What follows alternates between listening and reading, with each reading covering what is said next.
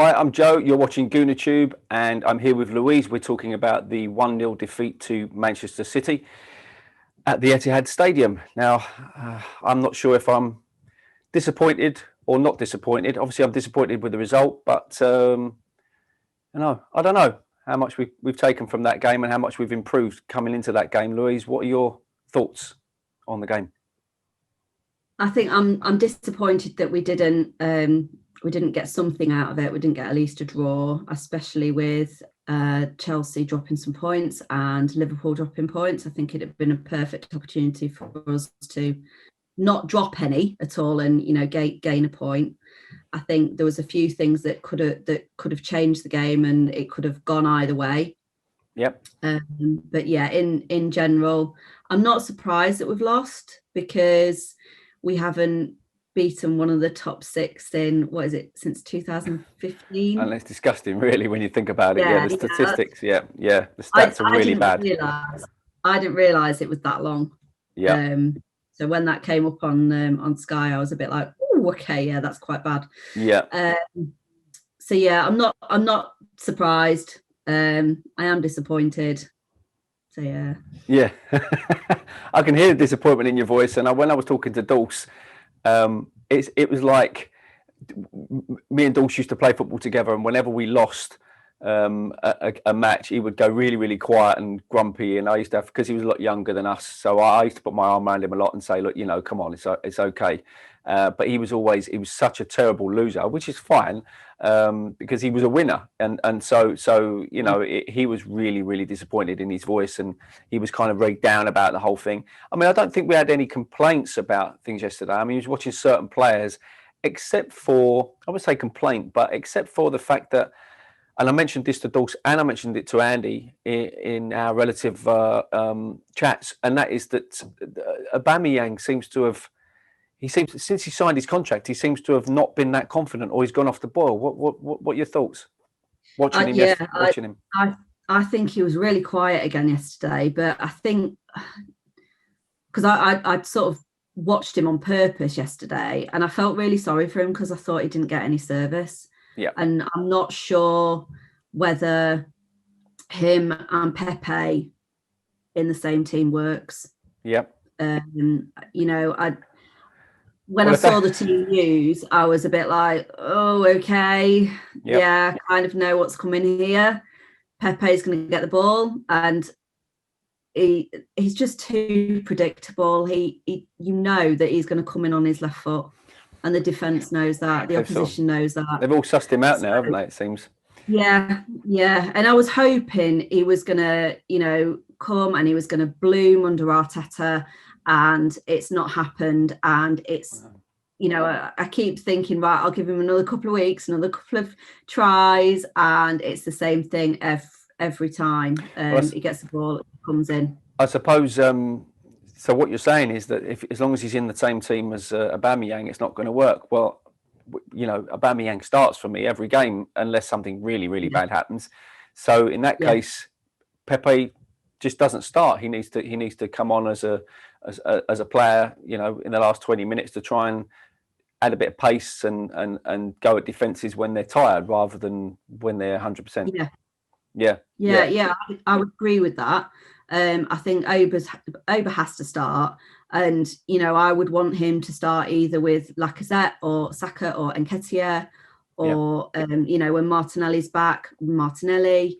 I don't know how long it is until he's back in full training, or he's on the verge or whatever, but as soon as I saw the team sheet, I was just like, oh, okay, I know what's coming here. And I feel really sorry for Auba, because like I said, I don't think he got the service yesterday, and I think that's happened in the last couple of games.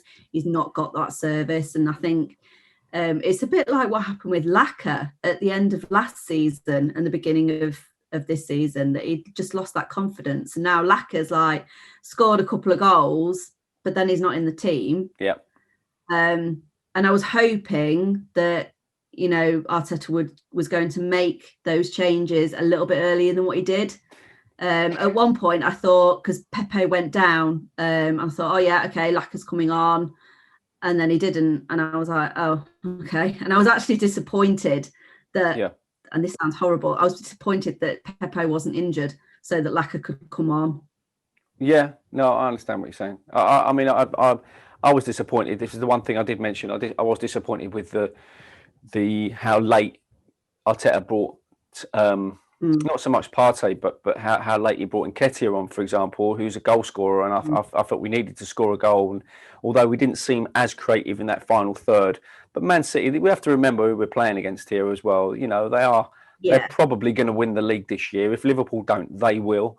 And so you know, we have to remember who we're playing against and where we're playing, and the strength of that they've got in the depth of the team. So, but going on that, do you feel that we've made forward steps and we're going heading in the right direction? I mean, to get, you know, bear in mind, you know, back in, was it June, we got beat there quite severely. So you've got to look at it and say, have we made an improvement? I think we have. I think we've definitely made an improvement, and I think we've bought well in the transfer window as well. I think it was evident for Man City that De Bruyne wasn't playing. Yep, absolutely. Thank goodness. Quite lucky that he wasn't playing, because it could have been a lot different. Well, who's to say? But yeah, I think there is things to take from it. You know, we didn't go there and we didn't get hammered. And I think actually it could have been, like I said earlier, it could have been a 0-0. It could have been, or a 1-1. It could have been a 1-1. I think we should have had a penalty. Yep, definitely. At the end of the first half. That confuses Why me. That wasn't looked at by VAR, I'll never know. I know, that confuses the life out of me, that does. Yes, I do. I do know. It's because it's Arsenal. We just make these decisions, do we? We just or is it because it's Man City? I don't know. Who knows? We will never know. But I mean, overall, I mean, I thought Saka had an outstanding game. He was consistent in putting them under pressure constantly. I mean, it would have been nice to have had 3 or 4 Sakas up front yesterday. But you know, he played really, really well. I thought Gabriel played really, really well. And other players like Bellerin and Tierney, I thought, put in shifts. But I don't know, there's still work to be done. You can see that, can't you? Yeah. And I think, I mean, one of the things that, and this is quite controversial, Leno, I don't like how he parries the ball. No, it's horrible, isn't it? He cost us that goal yesterday. You get a feeling, that's why I think it could have been a 0-0, or it could have been a 1-0 win to us, because if he hadn't have parried it, they wouldn't have scored. No, exactly. You get a feeling that Martinez would have held on to that. Although that's very you know, that's another controversial subject for another day, and maybe as the weeks go on, we might be saying the same thing. But that was definitely something that he does. That's definitely something that he does. That's always been a bit of a gripe with a lot of Arsenal supporters about the way he parries. Fantastic. I mean, he did make a couple of good saves after that, but I'm with you on that one. Yeah, he does. I think because I grew up watching David Seaman. Yeah. You know, and he would never parry the ball. No. He would catch it. Safe hands. He would catch it every single time. Safe hands. And I think because I've grown up with that, and then with Lehman as well. You know, he punched it away, but he didn't parry it as much as what Leno does. No, he doesn't. And I know that, you know, I've got to accept he's our first choice, and he does make some good saves. But I think the one thing that whenever I see his name on the team sheet, I'm just like, don't parry it. Okay. Don't parry it. It always goes to the opposition, and most of the time it ends up in the back of the net. Well, when you think about it, Martinez has gone, and the thing is, if he had stayed, I know Leno probably would have felt under more pressure, because Martinez was obviously playing really, really well. And at the moment, he knows he's number one. He's got Runarsson there, and a couple of the other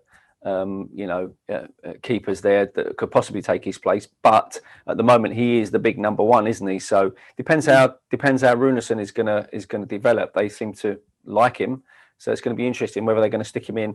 Now we've got Rapid Vienna on Thursday. Just quickly, do you feel that they might stick someone like Runarsson in there, or do you think they're going to keep with a very strong side? Do you know what? I really don't know.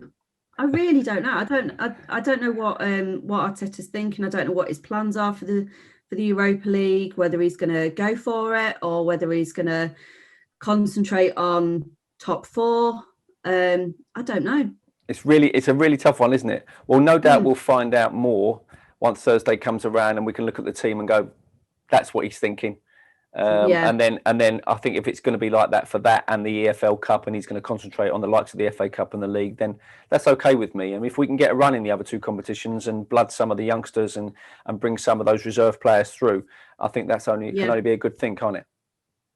Yeah, definitely. Yeah. I think it was interesting, some of the people left out of the Europa League team. Indeed. Squad. Indeed, we can talk about that further down the line. Once the Europa League starts to develop, and hopefully we start to get a few results and get through, into those latter knockout stages with any luck. But thanks for talking to me today, anyway, Louise. That's all right. We'll see you on the next one.